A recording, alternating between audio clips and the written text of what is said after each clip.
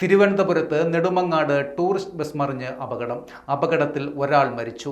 കാവല്ലൂർ സ്വദേശിനി ദാസിനിയാണ് മരിച്ചത്. നിരവധി പേർക്ക് അപകടത്തിൽ പരിക്കേറ്റിട്ടുണ്ട്. ഇവരെ തിരുവനന്തപുരം മെഡിക്കൽ കോളേജ് ആശുപത്രിയിലും നെടുമങ്ങാട് ജില്ലാ ആശുപത്രിയിലുമായി പ്രവേശിപ്പിച്ചു. ഇന്നലെ രാത്രി 10:20 നെടുമങ്ങാട് ഇരിഞ്ചിയത്ത് വെച്ചാണ് ദാരുണമായ സംഭവം നടന്നത്. കാട്ടാക്കട പെരുങ്കടവിളയിൽ നിന്ന് മൂന്നാറിലേക്ക് വിനോദയാത്ര പോയവരാണ് അപകടത്തിൽപ്പെട്ടത്. ബസ്സിൽ 49 പേർ ഉണ്ടായിരുന്നതായാണ് വിവരം.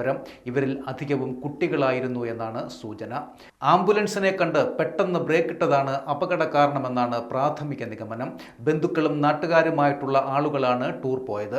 പെരുങ്കടവിള, കീഴാറൂർ, കാവല്ലൂർ പ്രദേശത്തെ ആളുകളാണ് ഇതിൽ കൂടുതലും ഉള്ളത്. മറിഞ്ഞ ബസ് ക്രെയിൻ്റെ സഹായത്തോടെ ഉയർത്തി പരിശോധിച്ചു. ബസ്സിനടിയിൽ ആരും ഉണ്ടായിട്ടില്ല എന്നത് ആശ്വാസകരമാണ്. അപകടത്തിൽ പരിക്കേറ്റവർക്ക് വിദഗ്ധ ചികിത്സ ഉറപ്പാക്കാനുള്ള ക്രമീകരണം നടത്താൻ ആരോഗ്യവകുപ്പ് മന്ത്രി വീണ ജോർജ് മെഡിക്കൽ കോളേജ് സൂപ്രണ്ടിന് നിർദ്ദേശവും നൽകി. അതേസമയം അപകടത്തിൽപ്പെട്ട ബസിന്റെ ഡ്രൈവറെ കസ്റ്റഡിയിലെടുത്തിട്ടുണ്ട്. ഒറ്റശേഖരമംഗലം സ്വദേശി ഡ്രൈവർ അരുൾദാസ് ആണ് കസ്റ്റഡിയിലായത്. സംഭവസ്ഥലത്ത് നിന്നും ഡ്രൈവർ രക്ഷപ്പെടുകയായിരുന്നു. ഇയാൾക്ക് കണ്ണിന്റെ പുരികത്ത് ചെറിയ പരിക്കും ഏറ്റിട്ടുണ്ട്. പരിക്കിനെ തുടർന്ന് കാട്ടാക്കടയിലെ സ്വകാര്യ ആശുപത്രിയിൽ ചികിത്സ തേടുകയും പിന്നാലെ സുഹൃത്തിന്റെ വീട്ടിൽ അഭയം തേടുകയുമായിരുന്നു.